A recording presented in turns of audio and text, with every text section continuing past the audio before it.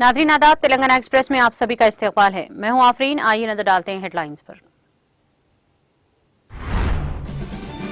रुकन assembly doctor C Ramesh बाबू ने वज़ीर आला के सीआर से की मुलाकात। इन्हें चीफ एडवाइजर बराए ज़िरई उमूर मुकर्रर किए जाने पर वज़ीर आला से किया इज़हार तशक्कुर। जीएचएमसी में रहने वाले शहरियों को बेहतर खिदमात के लिए वार्ड ऑफिस का क़याम। जीएचएमसी हुदूद में कायम 13 वार्ड दफातर की इफ्तिताह के बाद रियासती वज़ीर श्रीनिवास यादव का खिताब। तेलंगाना हुकूमत का मकसद रियासत की ज़राई को आलमी सतह पर ले जाना है। अमेरिका के दौरे के मौके पर रियासती वज़ीर निरंजन रेड्डी का खिताब। पी महेंदर रेड्डी ने वज़ीर इत्तलात व नशरियात व ज़ेर ज़मीन वसाइल के अहदे का लिया जायजा। तकरीब में रियासती उज़रा, अरकान असम्बली, अरकान पार्लिमान व दीगर की शिरकत। निजामाबाद आईटी हब में ग्लोबल लॉजिक के यूनिट का क़याम का फैसला। मुकामी नौजवानों को हसूल रोजगार के लिए नक्लो मकाम की जरूरत नहीं। रुकनी कौंसिल की कविता का बयान। तेलंगाना में डीएससी इम्तिहान दिसंबर में होने का इम्कान। सीबीटी तरीक़ेकार के जरिए ही इम्तिहान मुनाक़द कराने रियासती हुकूमत का फैसला। जनूब मगरिब मानसून तेलंगाना में कमजोर हो गया। तेलंगाना में 3 सितंबर को बाद मुकामात पर शदीद बारिश का इम्कान।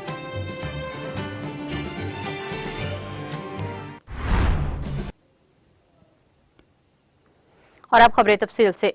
हल्के असम्बली विमलवाड़ा के रुकनी असम्बली डॉक्टर सी रमेश बाबू ने चारशंबे के रोज प्रगति भवन पहुंचकर वज़ीर आला के चंद्रशेखर राव से मुलाकात की। इस दौरान रुकनी असम्बली सी रमेश ने इन्हें रियासती हुकूमत का चीफ एडवाइजर बराए ज़िरई उमूर के तौर पर मुकर्रर किए जाने पर वज़ीर आला के सीआर से इज़हार तशक्कुर किया।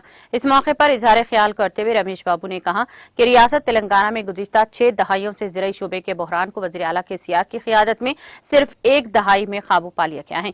रमेश बाबू ने कहा कि वज़ीर आला के सीआर के विजन से रियासत तेलंगाना ज़िरई पॉलिसियों के निफाज और ज़िरई तरक्की में मुल्क के लिए एक मिसाल बन गई है। रमेश बाबू ने कहा कि वो केसीआर की क़ियादत में ज़िरई तरक्की के दूसरे मरहले में मुस्तक़बिल के चैलेंजों से निपटने की तैयारी करते हुए वज़ीर आला के सीआर की जानिब से इन्हें सौंपी गई जिम्मेदारी को खुलूस नीयत के साथ निभाएंगे। इस मौके पर वज़ीर आला के सीआर ने रमेश को मुबारकबाद दी।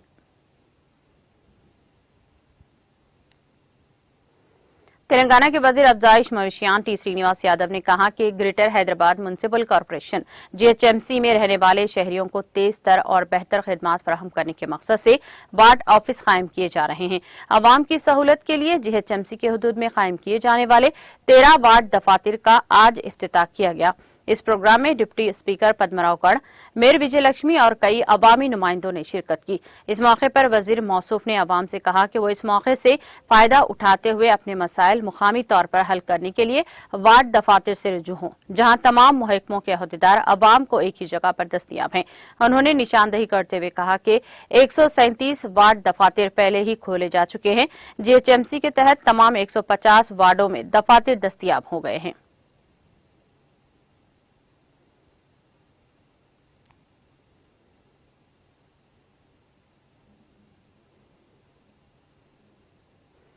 वज़ीर ज़राअत निरंजन रेड्डी ने कहा कि रियासती हुकूमत का मकसद तेलंगाना की ज़राई को आलमी सतह पर ले जाना है। रियासती वज़ीर निरंजन रेड्डी ने दूसरे दिन वज़ारती टीम के हमरा काश्त के जदीद तरीकों का मुताला करने के लिए अमेरिका के रियासत आयोवा के एक बड़े फार्म लॉन्ग व्यू फार्म का दौरा किया। इस मौके पर उन्होंने कहा कि आने वाली नस्लों को ज़राअत को बतौर पेशा अपनाना चाहिए। अमेरिका में ज़राई हालात हिंदुस्तानी ज़राअत से कुछ मुख्तलिफ हैं।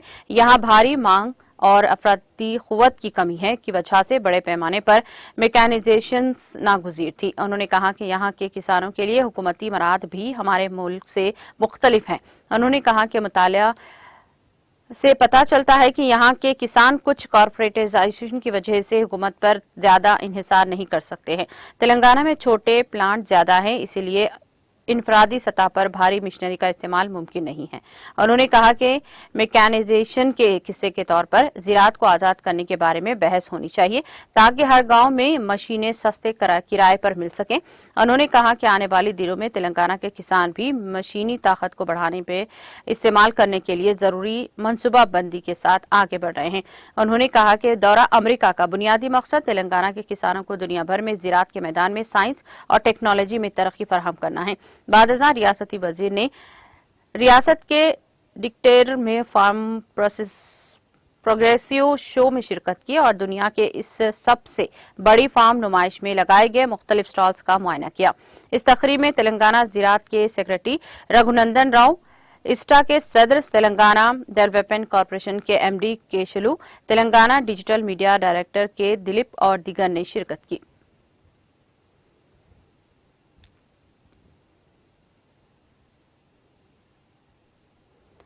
पटनम महेंद्र रेड्डी ने आज वज़ीर इत्तलात व नशरियात और ज़ेर ज़मीन वसाइल के वज़ीर की हैसियत से अपने ओहदे का जायजा हासिल कर लिया। तकरीब में रियासती उज़रा T Srinivas Yadav, doctor V Srinivas Goud, इदियाकर राव, रुकने पार्लिमान रंजीत रेड्डी, अरकान assembly Patnam Narender Reddy, Manchi Reddy, Kishan Reddy, Prakash Goud K Yadaiah, Krishna Rao, B Suman, रुकने कानून साज council Shambhipur Raju, press academy chairman Allam Narayana के अलावा दीगर बीआरएस कायदीन मौजूद थे। इस मौके पर तकरीब में शरीक तमाम रियासती उज़रा, अरकान असम्बली, अरकान पार्लिमान व दीगर बीआरएस कायदीन ने नौ मुंतखबा वज़ीर पी महेंद्र रेड्डी की गुलपोशी और शालपोशी करते हुए इन्हें मुबारकबाद दी और नेक तमन्नाओं का इजहार किया। क़ब्ल अज़ीं पी महेंद्र रेड्डी ने डॉक्टर बी.आर. अम्बेडकर सेक्रेटेरिएट की पहली मंजिल पर पूजा भी की।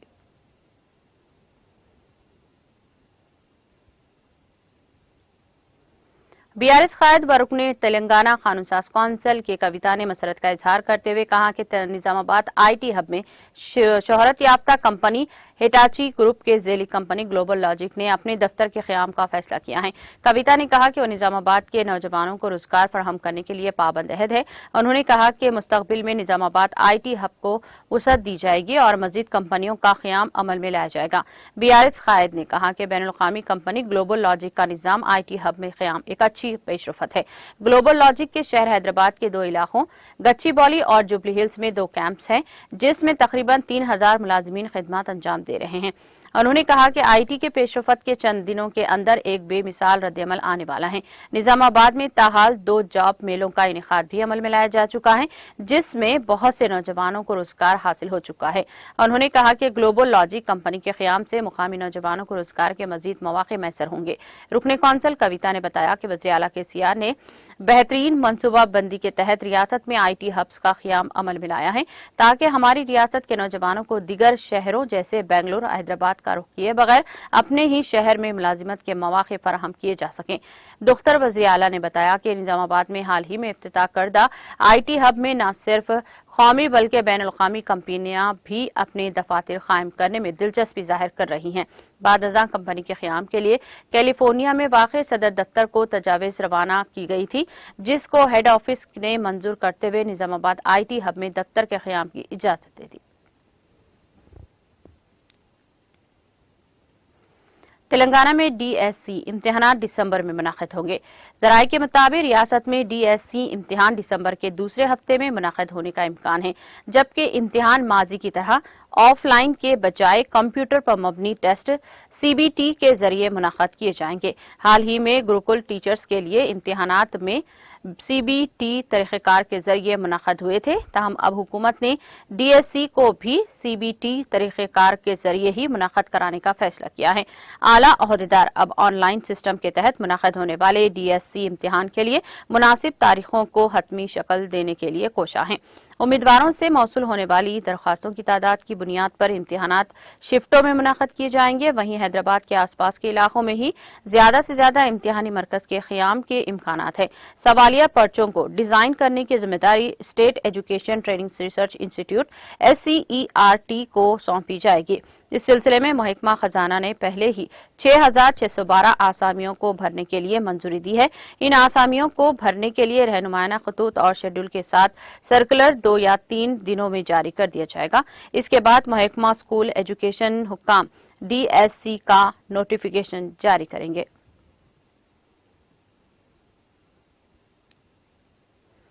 साबिक रुकने लोकसभा व कांग्रेस कायद पूनम प्रभाकर गौड़ की जानिब से 2 रोज कबल हसनाबाद हल्के में तरक्की न होने और मुकामी रुकने असम्बली वी सतीश कुमार की कारकर्दगी को मायूस कुन करार देने के खिलाफ आज हल्के असम्बली हसनाबाद की भारत राष्ट्रीय समिति से वाबस्ता कायदीन मोहम्मद अब्दुल वहाब अनवर, सदर टाउन कमेटी, सदर बल्दिया ए रजिता वेंकट, नायब सदर ए अनीता श्रीनिवास रेड्डी, सदर मार्केट कमेटी रजनी तिरुपति रेड्डी, सदर मंडल कमेटी वी राम रेड्डी, अरकान बल्दिया मोहम्मद अयूब बादशाह और अकोला वेंकट और दूसरों ने सख्त अल्फाज में पूनम प्रभाकर गौड़ के बयान की शदीद अल्फाज में मजम्मत की है और कहा कि मिस्टर वी सतीश कुमार के रुकने असम्बली मुंतखब होने के बाद ही हल्के में बड़े पैमाने पर तरक्की का काम अंजाम दिए जाएंगे।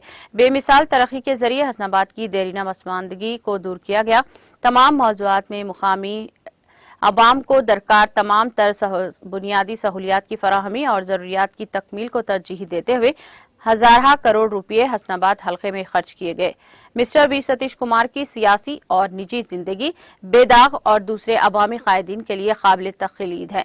उन्होंने कहा कि पी प्रभाकर गौड़ हसनाबाद हल्के की तरक्की से मुताल्लिक लबकुशाई करने से कबल हकायक का पता चलाएं और मुकामी अवाम से मुकामी रुकने असम्बली सतीश की कारकर्दगी से मुताल्लिक इस्तिफसार करें और BRS पार्टी कायदीन ने इस मौके पर हसनाबाद हल्के की मुख्तलिफ सियासी जमातों से वाबस्ता कायदीन को मौजूदा रुकने असम्बली वी सतीश कुमार के खिलाफ बयानबाजी और नाजिमा रिमार्क्स करने के खिलाफ सख्त इंतबा दिया और कहा कि पार्टी कायदीन बेजा तनकीद करने वालों को हल्के में घूमने न देंगे।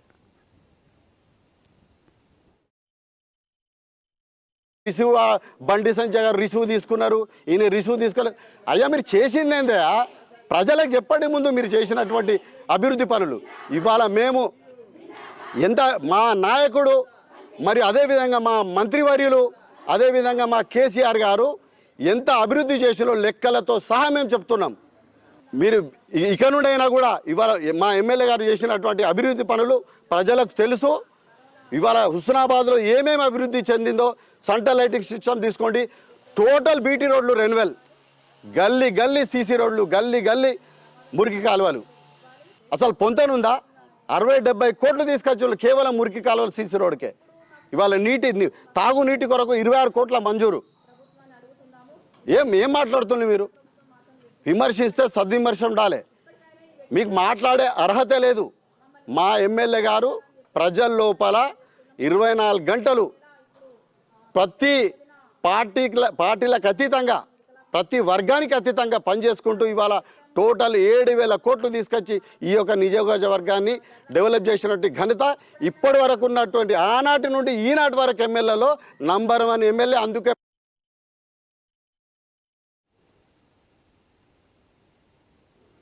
राखी पूनम का मतलब भाई और बहन के रिश्ते को मजबूत करना और इस मौके पर बहन अपने भाई को राखी बांधकर मसरत का इजहार करती है।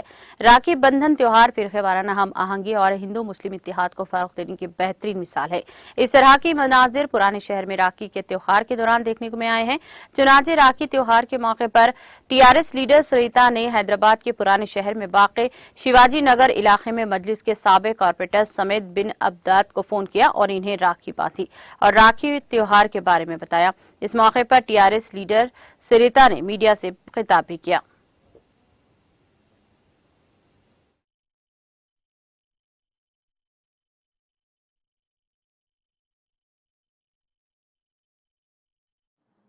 आज बल्दी हल्के उपगुड़ा के रहने बसने वाले अरुंधत कॉलोनी, शिवाजी नगर, अशोक नगर जो है निगरानी में ख्वाहिश जाहिर किए थे कि हबीब मिल्लत अली जनाब हाज अकबरुद्दीन अवैसी साहब को जो है आज रक्षाबंधन का दिन है कि हम तमाम मिलकर जो है हबीब मिल्लत को राखी बांधेंगे। लेकिन अकबरुद्दीन अवैसी साहब कुछ सेक्रेटरीट में मसरूफियत की वजह से वो यहाँ पर जो है पहुँच नहीं सके और उनकी हिदायत पे मैं यहाँ पर आया। मुझको जो है ये तमाम बल्दी हल्के उपगुड़ा के जो है ख़वातीन ने जो है आज रक्षाबंधन के मौके पर जो है राखी बांधा। मोहतरमा सरिता बेगम साहिबा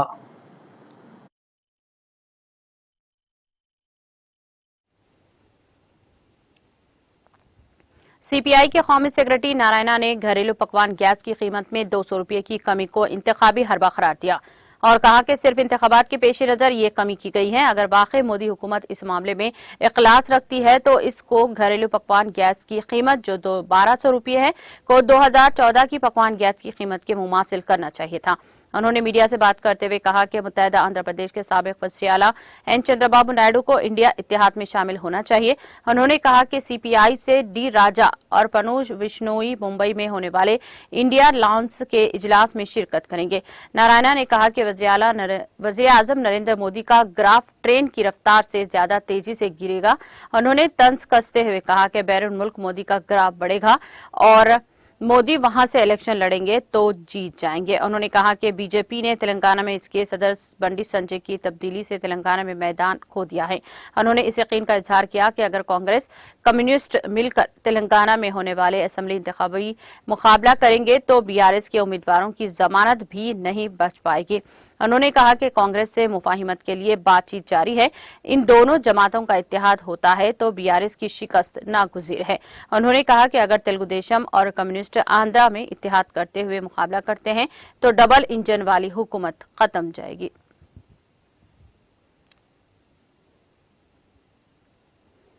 तेलुगु देशम पार्टी की बानी व मुत्तहदा आंध्र प्रदेश के साबिक वज़ीर आला एनटी रामाराव की तस्वीर वाले 100 रुपये के सिक्के के तलब में इजाफा हुआ है। चंद दिन पहले सदर जमहूरिया द्रौपदी मुर्मू ने यह सिक्का जारी किया था। अवाम तेलुगु देशम पार्टी के कारकुनों की बड़ी तादाद इस सिक्के को हासिल करने के लिए मिंट कंपाउंड और चरलापल्ली मिंट पहुंची, जहां पर इनकी तवील कतारें नजर आई। टेक्साल के एहलकार ने 35 ग्राम चांदी का सिक्का 4,850 रुपये में फरोख्त किया।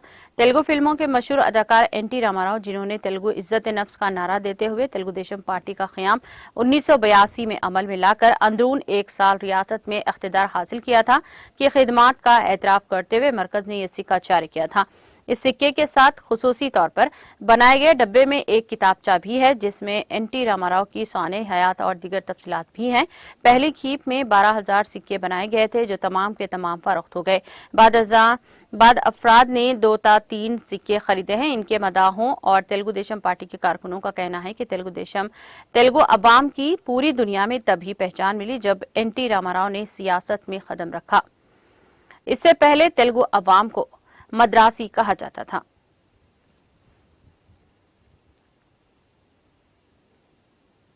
महकमा मौसमियात ने कहा कि तेलंगाना में 3 सितंबर को बाज़ मुकामात पर शदीद बारिश का इम्कान है। अपनी रिपोर्ट में महकमा ने कहा कि 1, 2 और 3 सितंबर को रियासत के बाज़ अजला में कहीं कहीं गरज व चमक के साथ बारिश का इम्कान है। तेलंगाना भर में हल्की ता औसत या फिर गरज व चमक के साथ बारिश का इम्कान है। जुनूब मगरिब मानसून तेलंगाना में कमजोर हो गया है।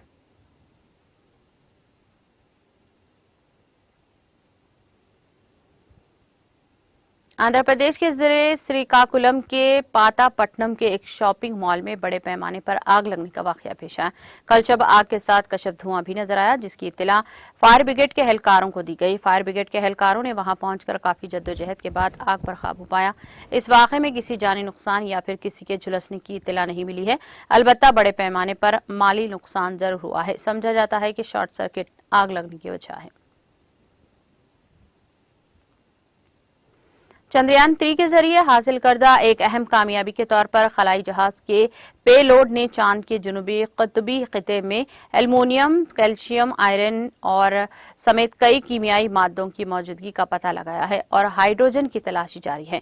खलाई गाड़ी पर लैंडर मॉड्यूल के जरिए 23 अगस्त को चांद की सतह पर नस्ब रोलर के कैमरों के जरिए किए जाने वाला ये पहला बड़ा इंकशाफ है। इसरो ने कहा कि चंद्रयान 3 पर लगाए गए लेजर डॉन स्पेक्टर और LIPS ने कुतुब जुनूब के करीब चांद की सतह की पहली बार इन सिटों की पैमाइश की है। इसमें कहा गया है कि यह पैमाइश इस खिते में सिल्वर की मौजूदगी की वाज़ेह तौर पर तस्दीक करती है, जो ऑर्बिट पर लगे आला से मुमकिन नहीं था। इसरो एक्स में पोस्ट किया चंद्रयान 3 मिशन इन साइंसी तजुर्बात जारी है। रोलर पर लगाए गए LIPS आले ने पहली बार कुतुब जुनूब के करीब चांद की सतह में सल्फर की मौजूदगी को वाज़ेह तौर पर तस्दीक की है।